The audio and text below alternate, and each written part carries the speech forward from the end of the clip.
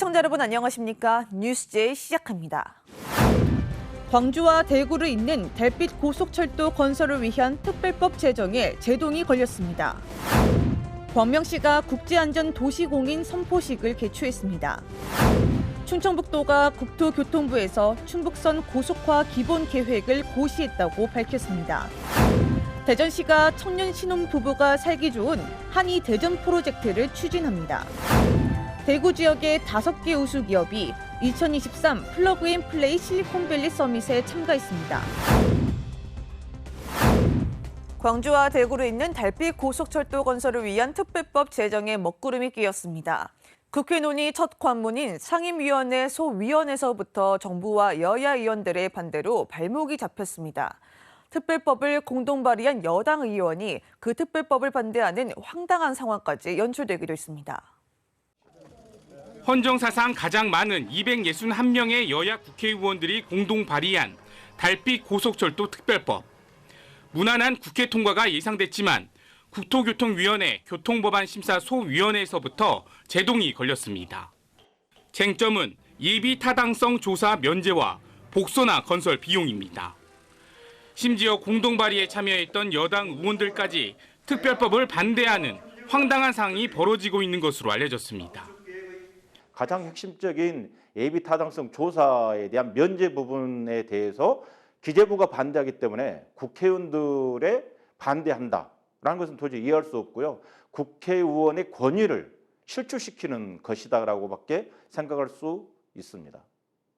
12월 정기국회 회기가 오는 9일 끝나는 데다 오는 20일과 28일 임시국회 본회의 일정이 잡혔지만 소위 재논의와 국토위 전체회의, 법사위 등 넘어야 할 산이 많아 특별법 연내 통과에 빨간불이 켜졌습니다. 특별법 연내 통과를 위해서는 광주와 대구 정치권 협치에 희망을 걸어볼 수밖에 없는 상황입니다. 임시회가 개최되면 그다음에 우리 교통소위가 또 여야 합의에 의해서 날짜가 정해질 건데 그때 다시 한번 심사하기로. 영호남 상생과 균형 발전의 상징인 달빛 고속철도 특별법이 261명 국회의원들의 공동 발의에도 불구하고 자초 위기를 맞고 있습니다. 수도권 소식입니다. 광명시가 국제안전도시 공인선포식을 개최했습니다. 이로써 광명시는 국제안전도시 공인센터가 진행한 최종 심사를 통과해 세계 438번째 국제안전도시가 됐습니다. 광명시가 국제안전도시 공인을 공식 선포했습니다.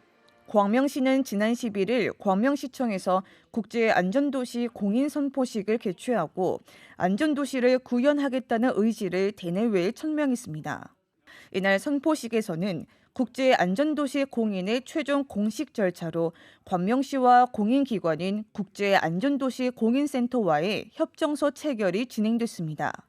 시는 2018년 10월 55개 시민단체와 함께 국제안전도시 추진을 선포한 지 5년 만인 지난달 국제안전도시 공인센터가 진행한 최종 심사를 통과해 세계 438번째 국제안전도시가 됐습니다.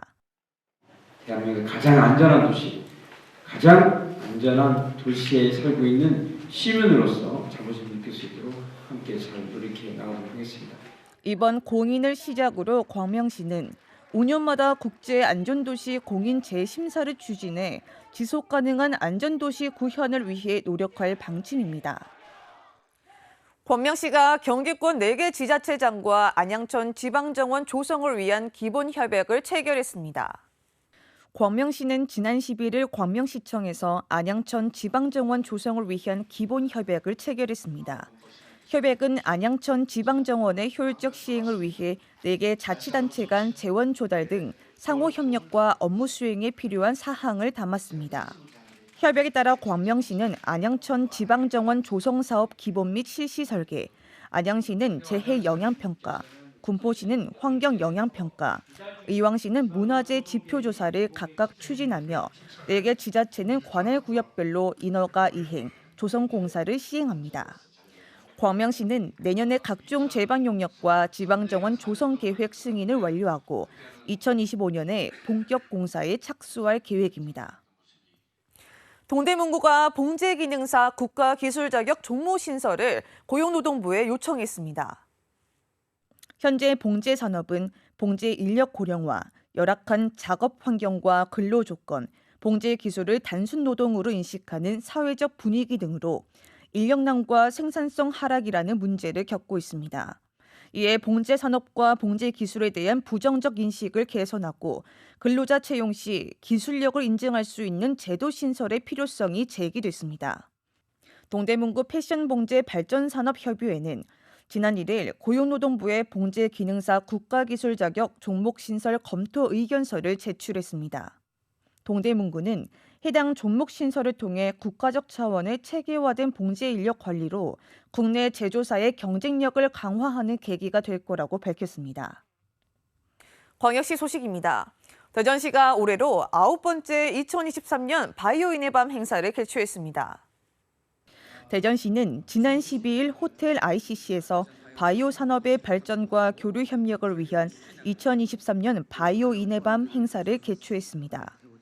이번 행사는 한 해의 성과를 돌아보고 협력을 도모하는 자리로 올해 9번째를 맞았습니다.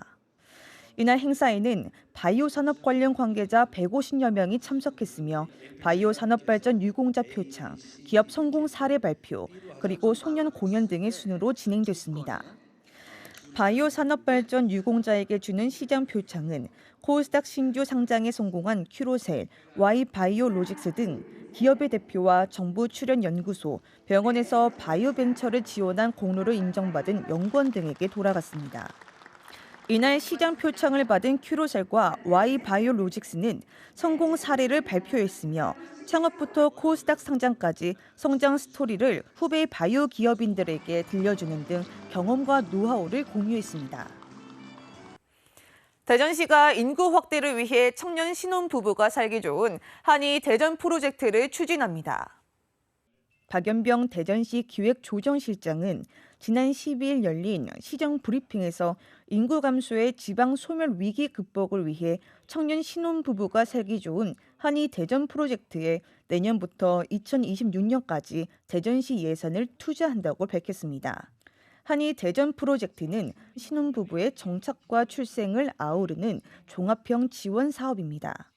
지방 소멸 위기감이 커지고 있는 가운데 대전시는 2022년도 기준으로 전국에서 합계 출산율이 0.81명에서 0.84명으로 증가했고 30대 청년 인구도 171명 순유입을 기록했습니다. 또 청년층 인구 비율 29.4%로 서울에 이어 전국 2위로 인구 확대와 청년이 살기 좋은 대전을 만들기 위해 이번 프로젝트를 추진할 계획입니다. 대구시가 2023 대구 경북 그랜드 포럼을 국토 균형 발전을 위해 개최했습니다. 대구 경북 그랜드 포럼이 지난 8일 DGB 대구은행에서 열렸습니다. 이날 포럼에서 국토교통부 김호진 제1차관은 국토 균형 발전을 위해 2023 국가 첨단 산업 벨트 조성 계획에 대한 비전과 추진 과제 전략을 발표했습니다. 이어 미래차와 로봇 산업의 첨단 융복합을 위한 유망 기업 집중 발굴과 유치 전략, 청정 에너지와 첨단 바이오 산단 조성을 통한 신성장 활류 개척 전략을 주제로 2개의 섹션이 진행됐습니다. 홍준표 시장은 이번 포럼을 통해 대구와 경북의 신규 국가 산단을 중심으로 유망 기업들을 유치하고 지역 산업을 육성할 수 있는 좋은 방안들이 나오길 바란다고 말했습니다. 대구 지역의 5개 우수 기업이 미국 실리콘밸리에서 열린 2023 플러그앤플레이 실리콘밸리 서밋에 참가했습니다. 시위드, 퓨전 등 지역의 5개 우수 기업이 지난 5일부터 7일까지 미국 실리콘밸리에서 열린 2023 플러그앤플레이 실리콘밸리 서밋에 참가했습니다. 플러그앤플레이 실리콘밸리 서밋은 글로벌 엑셀러레이터인 플러그앤플레이사가 보유한 세계 300개 이상의 스타트업과 100여 개의 파트너 기업, 200여 명의 투자자가 참여하는 기업 박람회입니다. 5개 참가 기업들은 기업 설명회를 시작으로 투자자 미팅을 진행했고 닥터테일과 시위드, 퓨전은 투자 검토와 함께 후속 미팅을 제안받기도 했습니다. 또 기업들은 사흘간 부스를 운영하며 기업 제품 홍보와 함께 네트워킹을 이어가는 등 다양한 분야의 글로벌 스타트업 대표들과 교류하는 기회를 가졌습니다. 강원도 소식입니다. 사회적 경제기업 제품들을 전시하고 판매하는 온마음 마켓 개소식이 지난 5일 열렸습니다. 온마음 마켓은 사회적 경제기업 제품의 안정적인 홍보와 판매를 위한 상설 매장을 구축하는 사업으로 2023년 사회적 경제 협업체계 구축 공모 사업으로 선정 추진됐습니다. 이날 행사에는 지원기관과 횡성군 사회적 경제기업 대표 등이 참석했습니다. 횡성군은 사회적 경제기업 활성화를 위해 사업 개발비와 시설 장비, 일자리 창출 등 다양한 지원을 펼치고 있습니다. 횡성군이 지난 8일 독거 어르신의 사회적 안전망 강화 및 고독사 예방을 위해 어르신의 안부를 위한 우유 배달 사업 업무 협약을 체결했습니다. 이날 협약식에는 횡성군과 어르신의 안부를 묻는 우유 배달, 횡성지역 자활센터, 강원사랑회가 함께했으며 횡성지역 자활센터 결식우려 식사 배달 사업과 연계해 취약계층 독거노인 390가구에 도시락 배달과 함께 우유를 전달하고 독거 어르신의 안부를 확인해 위급 상황 발생 시 신속하게 대처하게 됩니다. 군은 이번 사업을 통해 독거 어르신의 안부와 건강을 살펴 돌봄 안전망을 한층 강화해 나간다는 계획입니다. 횡성군 둔내면 인구가 30년 만에 6,000명을 돌파했습니다. 1992년 6,083명으로 정점을 찍은 둔내면 인구는 2005년 5,386명까지 줄었으나 이후 꾸준히 늘어나 2023년 12월 6일 현재 6,000명을 회복해 최근 30년 이래 가장 높은 숫자를 기록했습니다. 이처럼 둔내면 인구가 증가한 배경에는 깨끗한 자연환경과 편리한 수도권 접근성, 잘 갖춰진 생활체육 인프라 등에 따라 건강한 노후를 희망하는 도시인들로부터 호응을 얻은 것으로 보이며 농업인 2세들의 귀농이 증가하면서 인구 증가를 견인했다는 분석이 나왔습니다. 둔내면은 앞으로도 전입 인구의 목소리에 귀 기울이며 모두가 어울려 잘 살 수 있도록 편안한 주거 환경을 만들어 나가는 데 총력을 기울일 계획입니다. 충청도 소식입니다. 충청북도가 국토교통부에서 충북선 고속화 기본 계획을 고시했다고 밝혔습니다. 이번 사업은 청주공항에서 제천 봉양까지 연결되는 기존 충북선을 직선화 개량하는 사업입니다. 올해 세부 행정 절차를 마치고 2026년 하반기에 착공해 2031년에 개통할 예정입니다.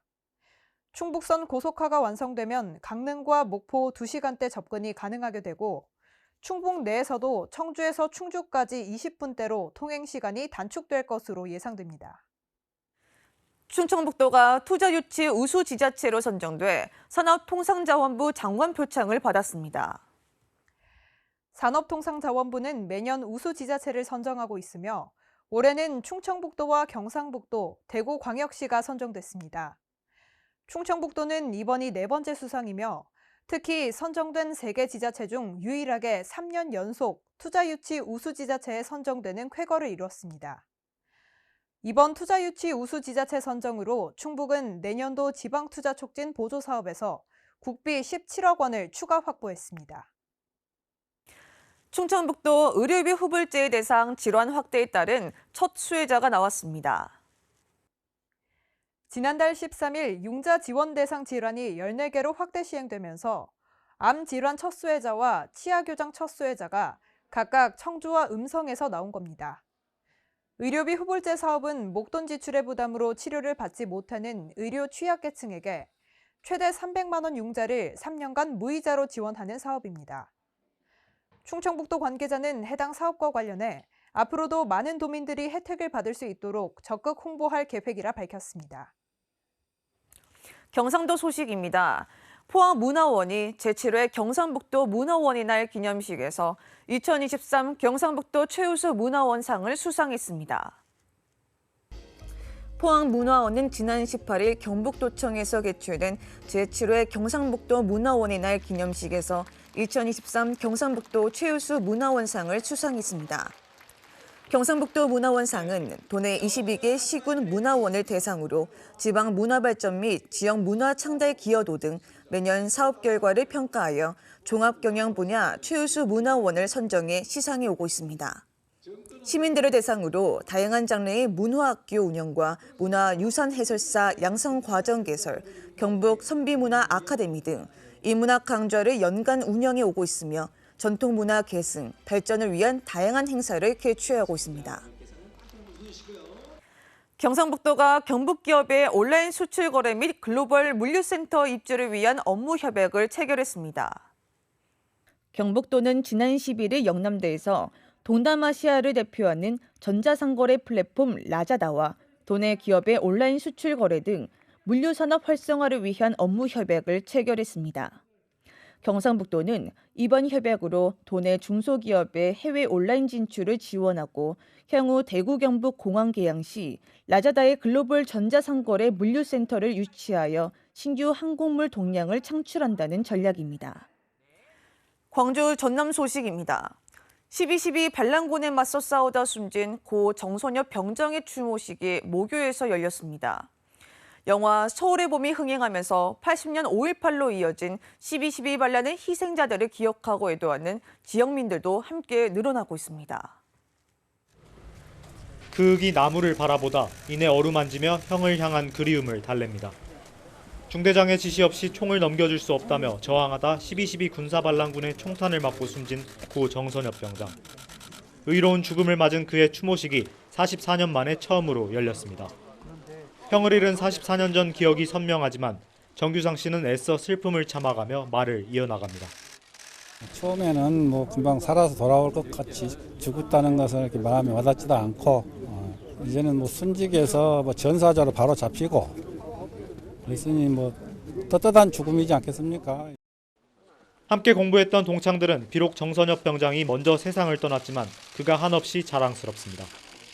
당시 의협심이 가장 높은 친구라고 생각이 되고요. 매사에 모든 일을 다 적극적으로 나섰던 친구라고 생각합니다. 신군부에 맞서 싸운 희생자들이 영화 서울의 봄이 흥행하면서 다시 조명받고 있습니다. 1980년 5월 광주를 짓밟은 신군부의 정권 찬탈 과정을 보여주면서 지역민에겐 영화의 의미가 남다릅니다. 반란을 일으켰던 전두환을 비롯한 그 하나의 세력들에 대한 분노도 있었지만 그 과정에서 오히려 무능력하게 대응했던 몇몇 또 인물들을 더 알게 되면서 우리 역사가 조금이나마 바뀔 수 있었던 순간들을 다 놓친 것 같다.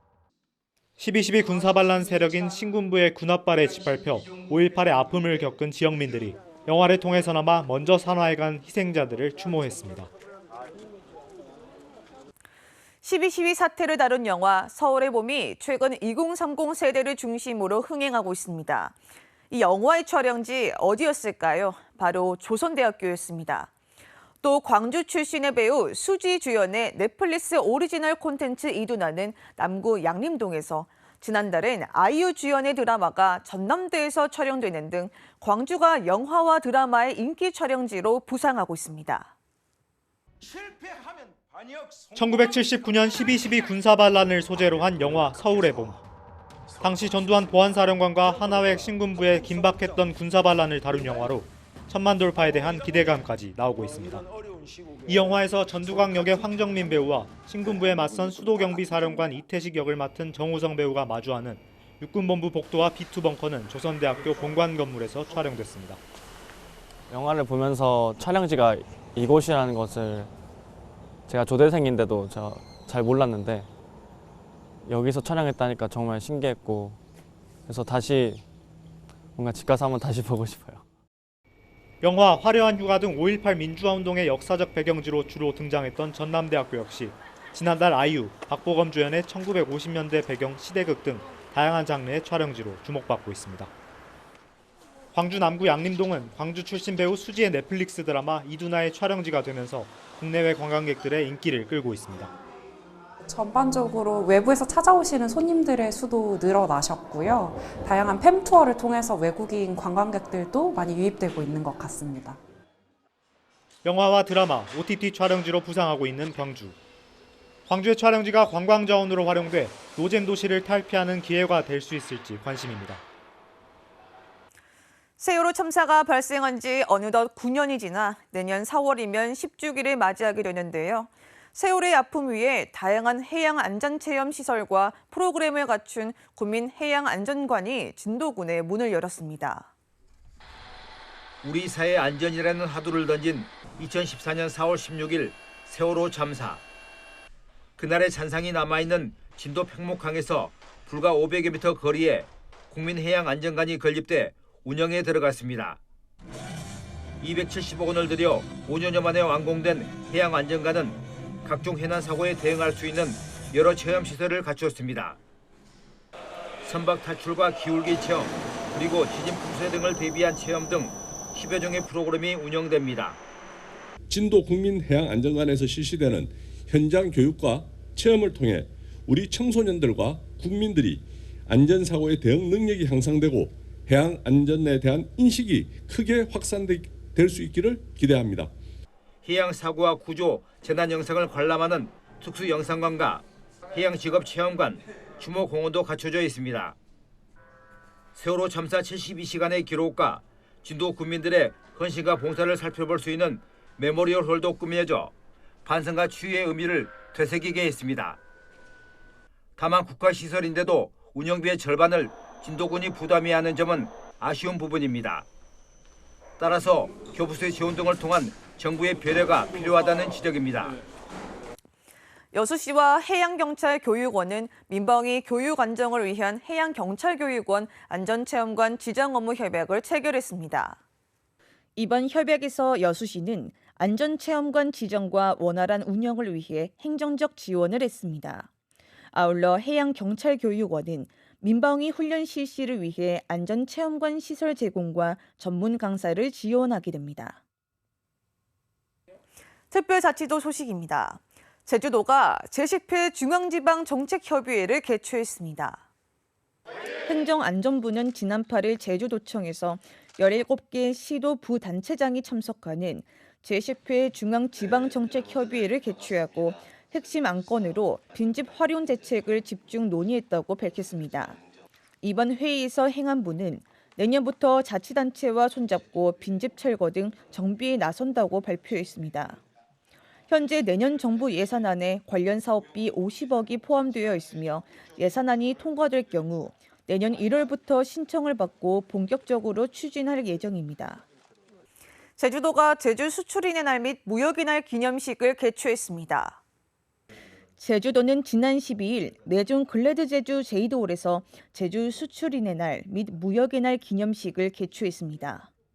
특히 올해는 러시아 우크라이나 전쟁 장기화 등 지정학적 불안과 이로 인한 고유가 상황, 중국의 경기 침체 등 매년 해외 진출이 어려워지는 상황 속에서도 수출 성과를 만들어낸 기업과 유공자 격려를 위해 마련됐습니다. 제주 수출인의 날 및 무역의 날 기념식은 수출 중소기업인의 사기를 높이고 수출 분위기를 확산시키며 수출 확대 및 해외 시장 개척 유공자를 발굴하기 위해 매년 진행하고 있습니다. 동대문구는 탄소 중립을 실천하기 위해 매달 다양한 캠페인을 실천하고 있는데요. 12월은 음식 포장으로 발생하는 불필요한 쓰레기를 줄이자는 취지에서 용기내 챌린지를 시행하고 있습니다. 용기내 챌린지란 천주머니나 에코백, 다회용기 등의 식재료나 음식을 포장해 오는 운동입니다. 마트에서 과일, 채소를 구매할 때 일회용 비닐봉투 대신 천주머니나 에코백에 담아오는 건 역시 용기내 챌린지에 해당합니다. 집에서 배달 음식을 주문할 때 일회용 수저나 포크를 받지 않는 것만으로도 꽤 많은 양의 플라스틱 쓰레기를 줄일 수 있다고 하니까요. 적극 동참해 보시는 것도 좋겠습니다. 이상 뉴스 마칩니다. 시청해주신 여러분 고맙습니다.